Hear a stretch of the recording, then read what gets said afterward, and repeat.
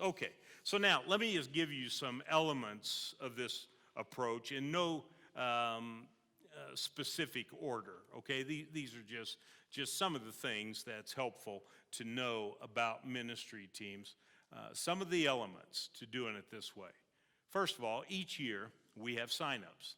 As I already said, we're getting ready to do that. The last 2 Sundays of February, the first 2 Sundays of March.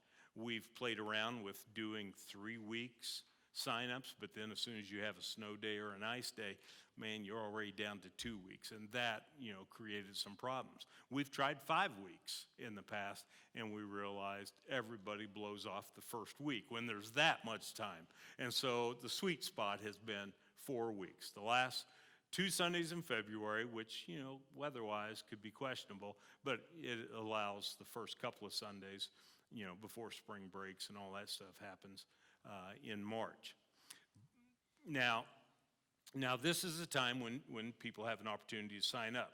And I've included on there, which includes erasing everybody's names.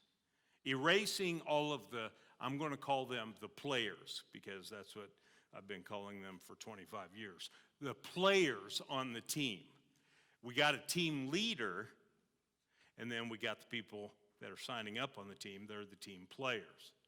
And when this time of year comes, here in mid-February, we're erasing all the names.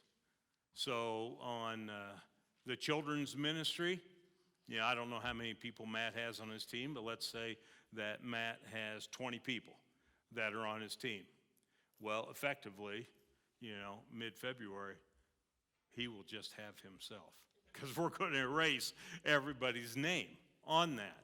And that may sound odd, but again, there's thinking that is behind this. People that are enjoying the ministry and they really feel a sense of ownership and all of that, guess what they're going to do? They're going to sign right back up. Now, they might need to be reminded, team leaders, we always encourage team leaders, talk to your people, or at least the ones you want back. Talk to them and get them to sign up again. Don't just take for granted that they're going to be signing up. And so they have that opportunity. But the reason that, part of the reason that we do it this way is that, again, going back to the old committee approach, when you became a part of a committee, the basic thing that ended up playing out is that the only way, there were 2 ways, there were only 2 ways you could get off of that committee. You either had to move out of state or you had to die, okay? And it was just like, once you're on that committee, you're going to be on that committee. And that's from observation. I don't know if you would agree with that.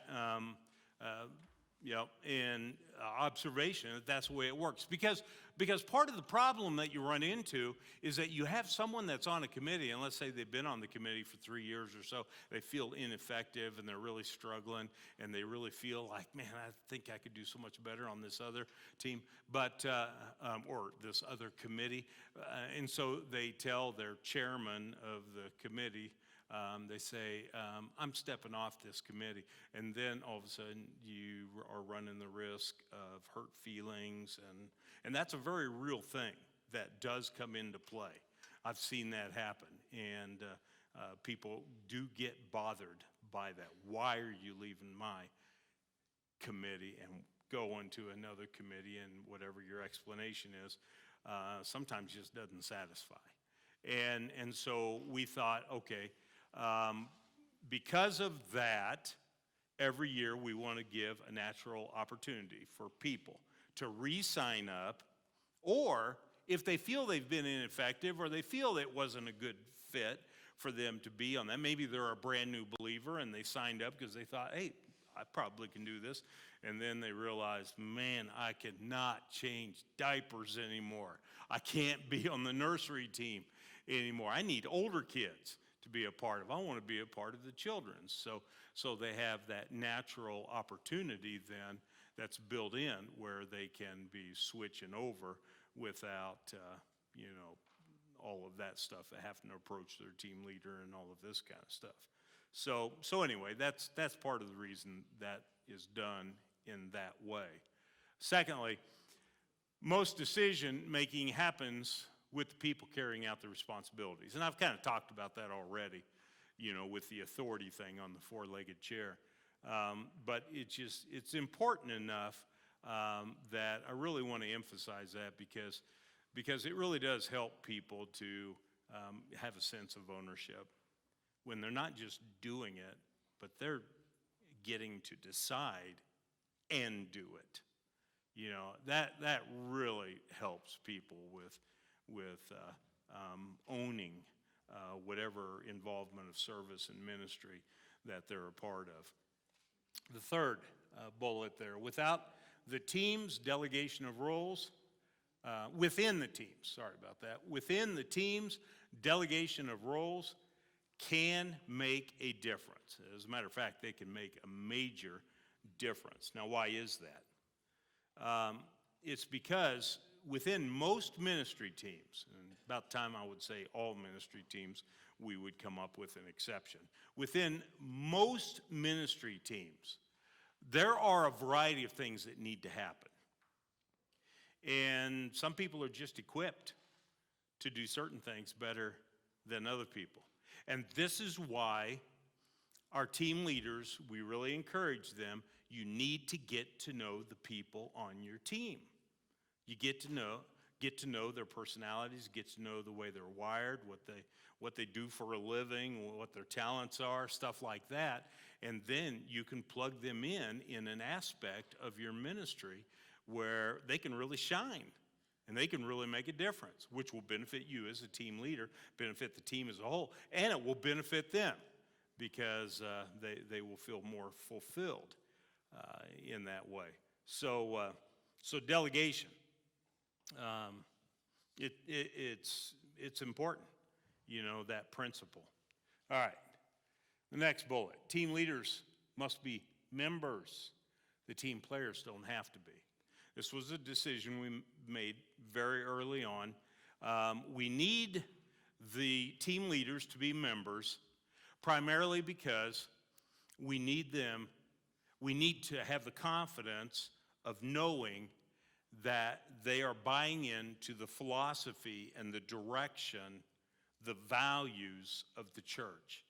And so they're going to be leading that team in a consistent way with the values of the church. Instead of the whole church is kind of going this direction because this is why we exist, but then some team leaders going way over here just because on a whim they think that would be fun to do that. No, this is why they need to be a member, so they've gone through the whole process of the Closer Look class, and they bought into the core values of the church and what the purpose is. They've embraced all of that, and so they will continue to follow with that. And this is the reason ministry team leaders, their names don't get erased, every February, because we need some continuity here, in case the team has a lot of turnover, yet, the one that's primarily kind of at the helm, not that they're the sole decision maker, that's a mistake that has happened before, that a team leader thinks that they are the only one that can make decisions on their team. That is not the way these teams are designed. We want the group to participate in those making of decisions. And there's more than one reason for that. One of them I'm going to get into under the next main bullet. People get discouraged of just being told what to do all the time. If you haven't seen that already or discovered that, you'll find that there's a few people that's all they want. They just want to be told what to do and they're good to go. But a lot of people, no, they kind of want to be a part of some of these decisions and stuff as well. And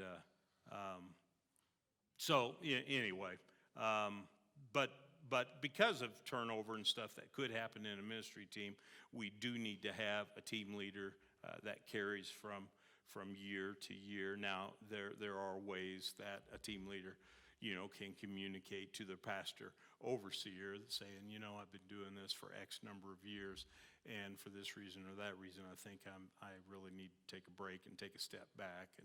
And so then, that's usually done over a period of time. So we've got a process that we go through in that regards. Okay, next bullet. Sometimes background checks and signing doctrinal statements will be necessary. And I'm saying this in particular regarding the players on a team. The people that maybe, for whatever reason, haven't placed membership in the church. That second part, that if they're going to be teaching, we need to make sure they're going to be teaching consistent with what the church believes. And we have, doctrinal statements, a part of the closer look class, and so these teachers, these small group leaders and all, they if they're not a member, they need to sign that they're in agreement with that. And on that basis, then, if at a later time we find out from someone that's on that team that, man, you know what they were teaching that Jesus was just a man, and God the Father is the only God, and Jesus is nothing more than a good man, and they were teaching that. And it's on that basis, then, we would approach them and say, hey, wait a minute, you signed the doctrinal statement, and that is not consistent with what we're teaching as church. And on those grounds, in love, would approach them and give them the opportunity to learn and to kind of revamp what it is they're teaching, or to step aside, step off being a teacher. Now, the background checks, whether you're a member or you're not a member, when it comes to nursery or children, we require that. That wasn't so much the case when the church started, but you all know, the culture here in the United States and why, we do background checks and make that as a requirement. Lastly, a pastor overseer is assigned to each team. And I've already talked about that more than once. Let me just tack on one additional thought than what I've said already. This pastor overseer, okay, whether it's Ben that's overseeing, 3 or 4 ministries, or it's Tracy that's overseeing 3 or 4, they are not the pastor overseer so that they can micromanage that team. No. The team leader leads that team.